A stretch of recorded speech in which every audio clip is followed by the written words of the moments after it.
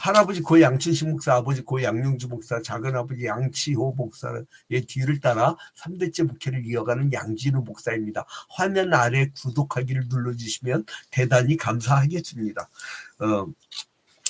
우리가 살아갈 때요, 체계라는 게 굉장히 중요합니다.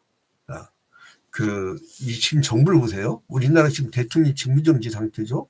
그리고 국방부 장관으로부터 해갖고 많은 장관들이 지금 직무정지 상태예요. 근데 거기에 그 상태에서 차관들이 지금 대응하고 있다고. 근데 잘 굴러가죠. 잘 굴러가죠. 그리고 오히려 이들이 있을 때보다 조금 더 안정이 되는 것 같아. 근데 사람들이 이제 심리적 불안감이야. 누군가 리더가 있어야 된다 이런 거. 근데 아무튼 그게 왜 그러냐면 시스템이 움직이는 나라라 그래요. 그래서 자유민주주의 국가, 법치 국가가 장점이 있는 거예요.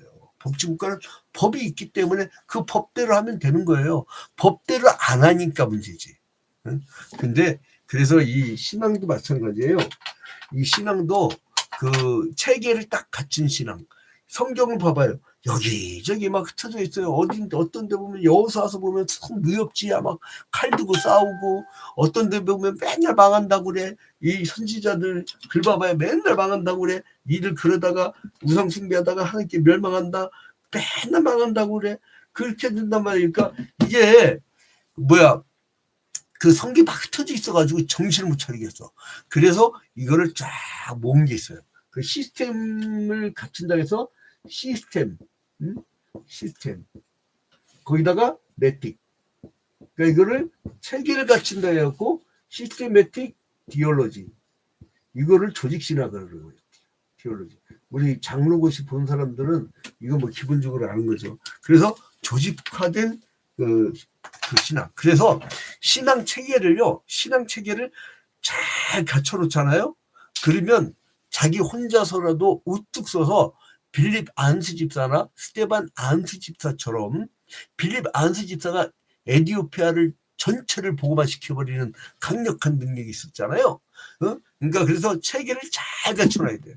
성도들은 마구잡이를 길러놓으면 여러분 이 야생마 보면은 힘은 좋은데 그거 길들여 놓지 않으면 아주 대형 사고 칩니다.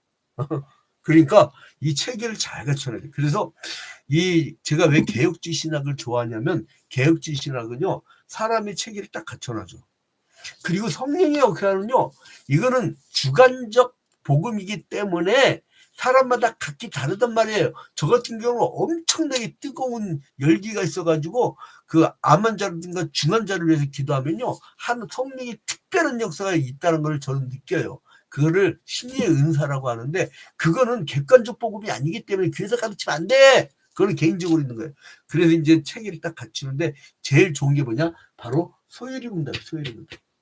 웨스트민스터 신앙고백서가 이제 종교개혁 직후인 1643년부터 1649년도에 영국의 웨스트민스터 사원으로 사람들이 모여요.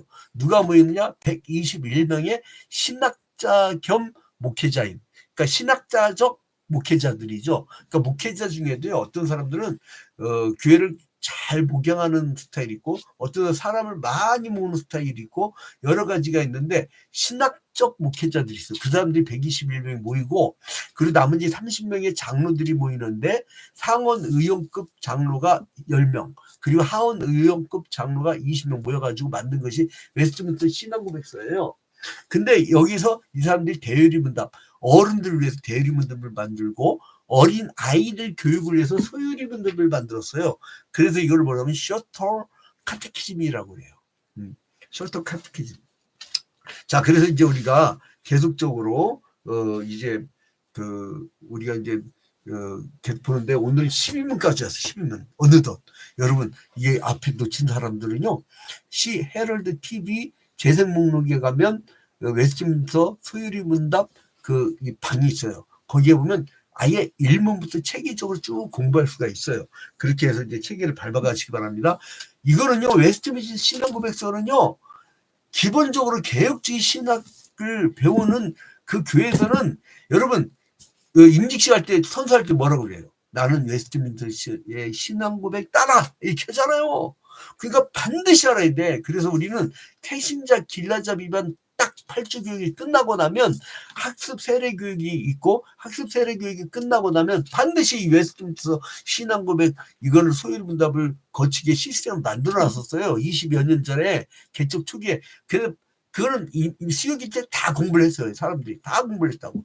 근데 지금 세월이 지나고 나니까 아직 공부 못하는 사람들이 있더라고. 그래서 보충 수업식으로 이제 하는 건데 다행히도 이 온라인 시대는 얼마나 감사한지 몰라요. 이게 영상이 저장되니까 옛날 거 저장이 안 됐어. 아깝게도 참 잘했었는데 아무튼 그래서 이거는 어디서 나왔느냐? 자 여기서 봐봐요. 하나님의 특별한 작정이라는 단어가 나오죠. 그리고 섭리 이 얘기가 나오죠. 이거는 왜 어디서 나왔는가 하면 이제 하나님의 사역에 대한 영역을 얘기하는 거예요. 하나님의 사역은 무엇이냐? 하나님의 사역. 하나님의 사역은 무엇이냐? 보이나요? 보이죠? 하나님의 사역은 무엇이냐 했을 때 이미 배웠죠? 세계 그 계획 하나님의 계획에서는 뭐예요? 우주적인 그 계획인데 그건 작정이고 사람에 대한 계획은 예정이고 이미 배운 거는 빨빨 지나갑니다. 그 이제 궁금하면 지난 걸 보면 돼요. 그다음에 뭐예요? 창조. 그다음에 이 창조를 한 후에 봐봐요. 창조함을 받은 후 딱 되고 그리고 하나님은 어떻게 섭리하시느냐. 그러니까 이 섭리라는 건 뭐냐면 여러분 하나님이 창조하신 목적에 밖에 일을 해나가는 거예요. 그게 섭리예요. 근데 이제 여기 섭리라 함은 이제 이 섭리라 함은 우리가 교재를 봐가면서 이제 하겠습니다.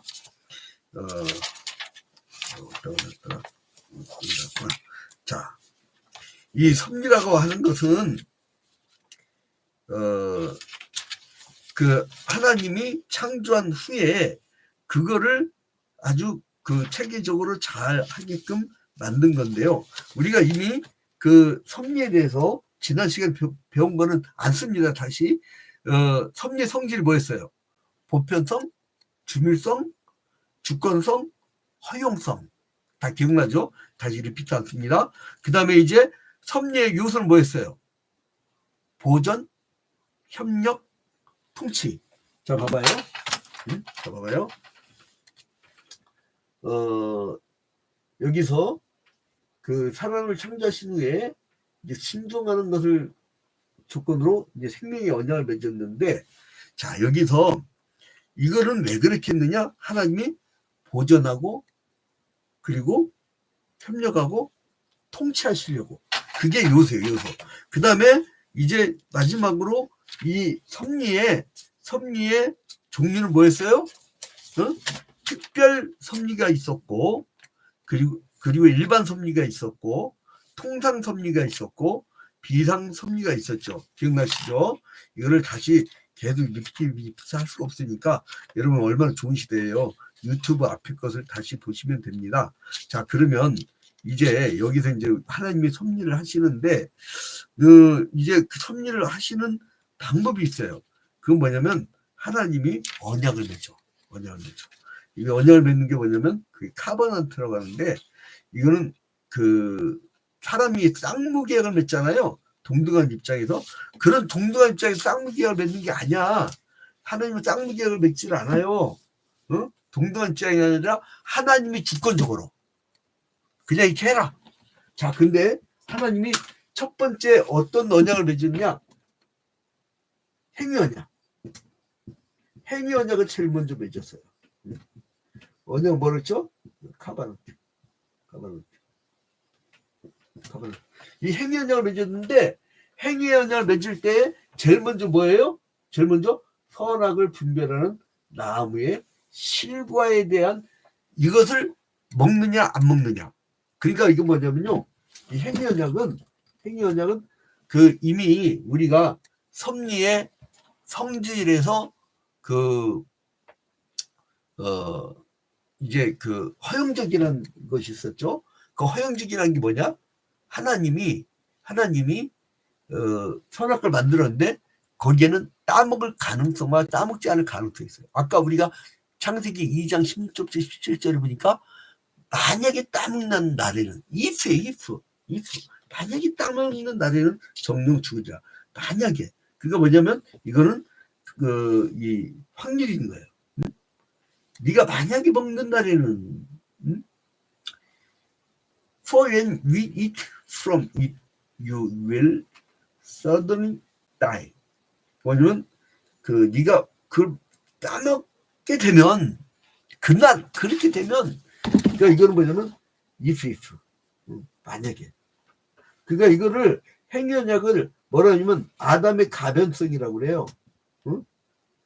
따먹을 가능성과 따먹지 않을 가능성 그리고 허용적 작정 그 허용적 작정이라는 용어를 쓴 사람은 누구냐면 그게 장 칼뱅이에요. 존 칼빈이 그 얘기를 하는데 자 그래서 이제 이걸 보면 이 행위언약에서 우리가 이겼으면 이겼어요.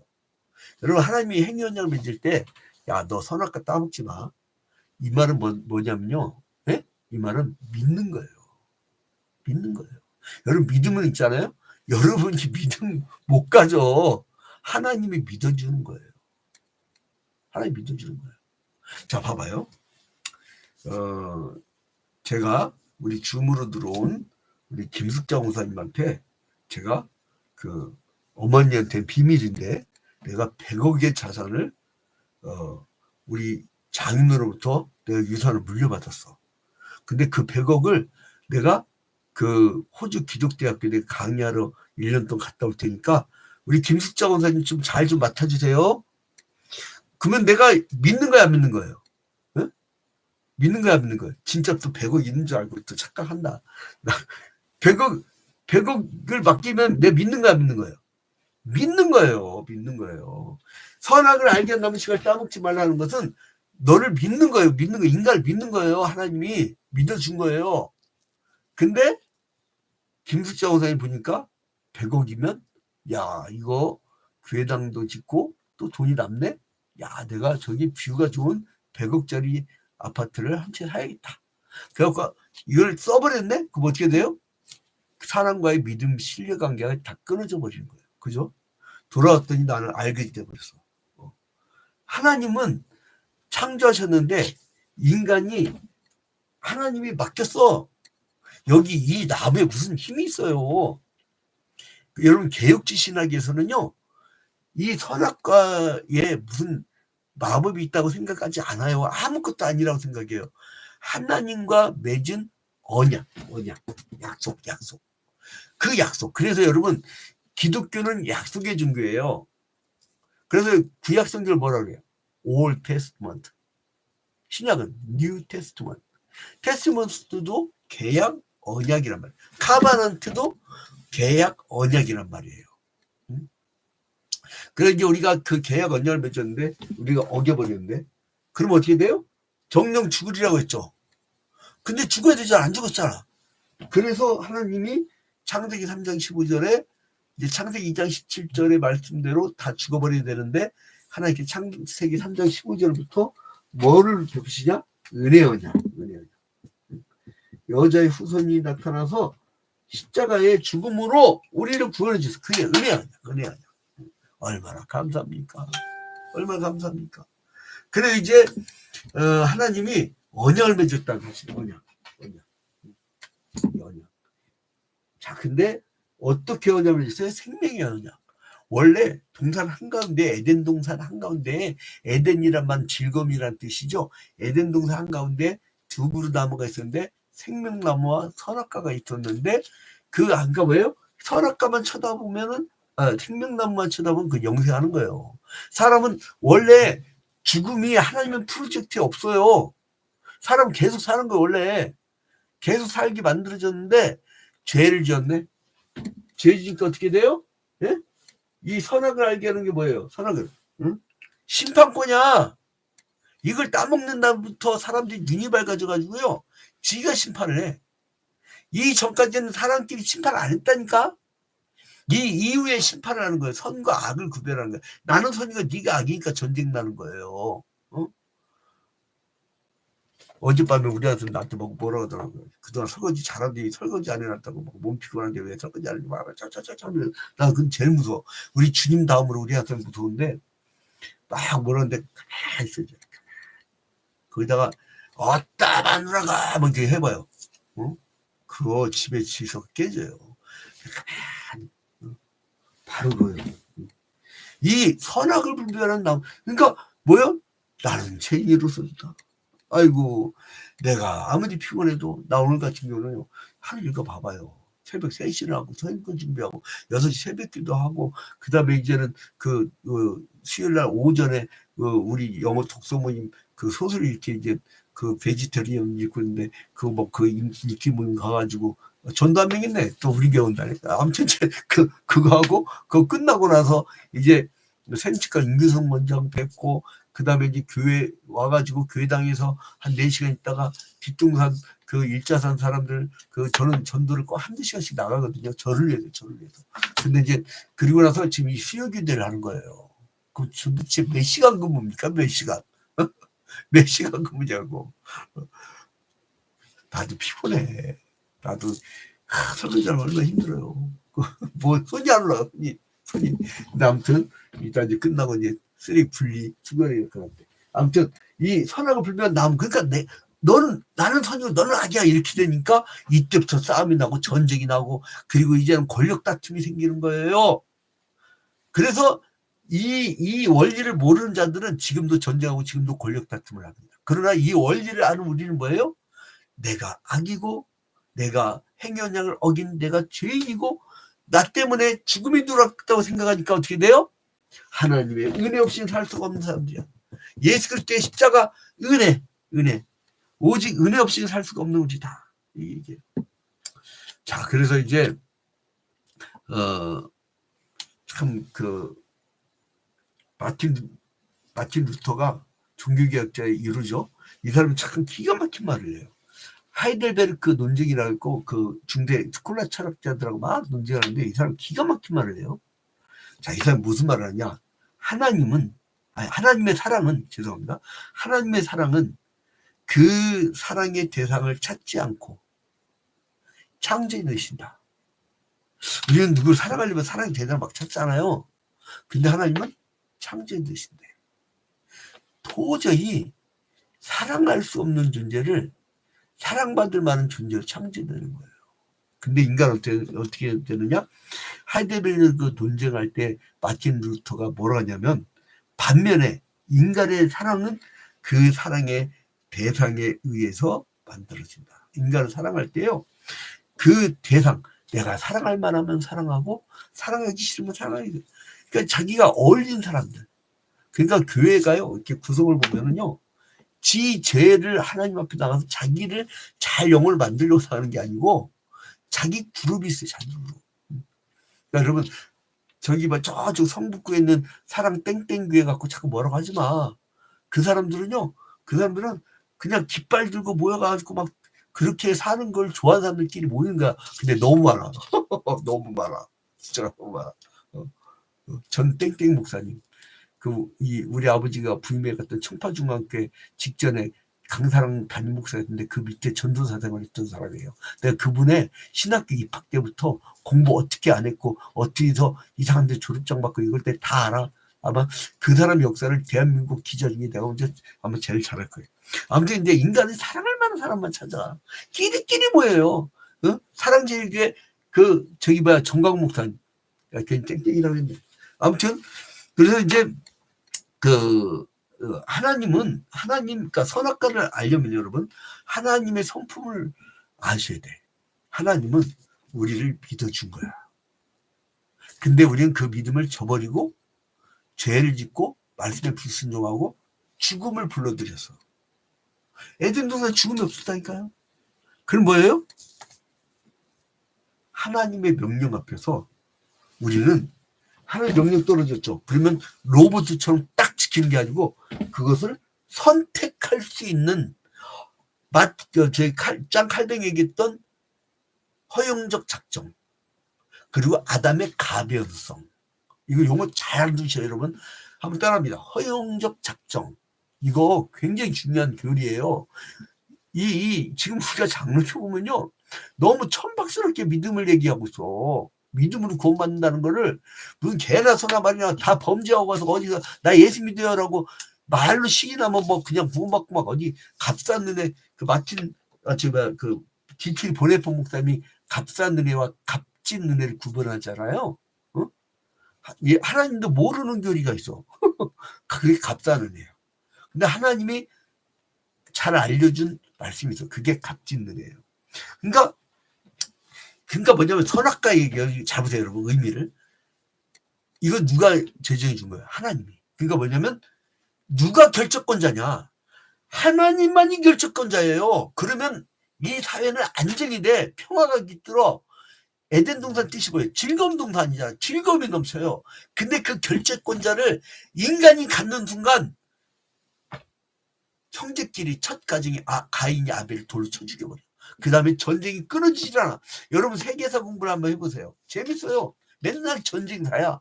전쟁했다가 협정 맺고 전쟁에다 협정 맺고 그거에 다. 여러분 세계 책 봐봐요. 맨날 전쟁이야 이거. 결정권을 지들이 가지니까 어떻게 해야 돼. 그러니까 오늘날도요. 통치는 하나님만이 하시면 정말 이 사회는 평안해집니다. 통치를 지가 하려고 그래. 지가 무슨 주인이야? 응? 지가 언제 이 나라를 샀어? 통치는 하나님만이 하셨는 거예요. 그래서 하나님이 돌보고 계시는구나. 하나님이 최종 결정권자지. 그러면 나는 하나님께 신뢰받을 만한 이 에덴 동산을 맡기고 선악과를 맡겨도 내가 절대 아까 김숙자 권사님 예를 든 것처럼 100억을 내가 안 뜯어먹어야지. 내가 잘 보존해야지. 그리고 순명해야지. 순종해야지. 사랑해야지. 그거예요. 그거. 그래서 하나님이 물어봐요. 응? 이게 폴 리케르라고 하는 기독교 철학자가 있는데 그 신학계통은 아니에요. 기독교 철학자가 폴 리케르가 뭐라 하냐면 상징설을 얘기해. 그래서 뭐라 하면 상징설이 뭐냐면요. 하나의 선악과 앞에 선 아담은 상징적이라는 거예요. 니들 다 선악과 앞에 있다는 거예요. 니들 다 선악과 앞에 있을 때 다 타락할 가능성을 다 갖고 있다는 거예요. 아주 기가 막힌 이제 철학적 논리인데 그건 복잡하게 얘기하지 맙시다. 자, 그래서 아무튼 하나님을 사랑하는 마음으로 가득 차 있느냐, 순종할 그런 자세가 되느냐. 그래서 이제 선악을 자기 스스로 결정하는 존재가 되어버리고 말았어요. 그러니까 비참해진 거야. 사사기에 보면 뭐예요? 각기 제 소견대로 막 지 마음대로 살아. 어? 자, 그래서 하나님은 질서의 하나님이신데 창세기 1장 2절에 보면 땅이 혼돈하고 공허하며 흑암이 깊음이 있고 하나님의 영은 수면 위에 운행하시니라. 하나님께서요. 이 공허하고 굉장히 그 코스메틱, 그 카오스적인 것을 코스모스로 만드는 그 과정, 코스메틱한 그런 작품을 만드신 게 하나님이셔요. 그 질서를 좋아하셔요. 시스템을 좋아하세요. 시스템. 그러니까 신앙도 체계가 딱 갖춰진 신앙인을 좋아하세요. 문제가 뭐냐? 우리가 계획주의적 신앙으로 딱 하는 사람들은요. 뭔지 모르게 자기가 신앙 체계가 딱 갖춰져가 신앙생활 할수록. 근데 이거를 체계적으로 안 내주면요. 조직식이나 교리적으로 안 내주면은 이건 미친 망아지들 같아. 그러니까 여러분 광장에서 목사님 저 사람들 미친 사람들 같은 분들 기독교인들이 저래요. 그 왜냐면 자기 체계가 없어서 그래요. 불쌍한 거야. 불쌍한 거라니까 여러분. 자 여러분 그래서 이제 우리가 수요일에 이제 시민문을 보면서 우리가 이제 깨달을 게 뭐냐면 저는 이제 이걸로 하나 비유들도 끝내겠습니다. 이 행위언약을 사람들이 행위언약을 하는데 나는요 좀 독특하게 하나 만들었어요. 뭐냐면 행위언약을 생명언약이라고 했어요. 생명언약. 응? 여러분 정령 죽으리야만 생각하지 말고 안 따먹으면 어떻게 돼? 영원히 사는 거예요. 영원히 사는 거예요. 나의 주권, 나의 결정권, 나의 주인됨 이걸 다 내려놓는 순간 하나님이 주인 되셔서 인생의 역사가 바뀌어요. 성령에 취해버리면 성령에 의해서 하루를 살아가는데 그것은요 다시 하나님과의 언약 관계를 회복하기 때문에 나는 이 행언약이라 않고 생명 언약이라고 저는 표현을 합니다. 믿거나 말거나 그래서 이제 이렇게 결론 맺겠습니다. 여러분 지금 12문에서 한 것은 뭡니까? 하나님께서 특별한 작정을 했는데 어떤 작정이었느냐? 바로 선악과의 작정. 그래서 이 선악과는 우리에게 영원한 생명을 맺게 하려고 하나님이 생명의 언약을 주신 거예요. 그러니까 여러분 우리 집, 우리 사업처, 우리의 직장, 우리의 사회, 우리 국가, 민족, 나는 누굴 지지한다, 나는 이 나라의 통치자, 그게 아니라 모든 통치권을 주님께 드립시다. 그리고 선과 악을 여러분들이 판별하지 마세요. 싸움 나요. 그러니까 여러분은 항상 죄인된 자세로 겸손하고 순명적이고 순종적이고 그리고 화합하고 협력하고 그러면 이 사회는 아름다워져요. 여러분들이 그리스도의 향기를 풀풀 풍기면서 이 봄바람이 부는 이 계절에 그리스도의 향기까지 품어내는 여러분이 되시기를 주님의 이름으로 축원드립니다.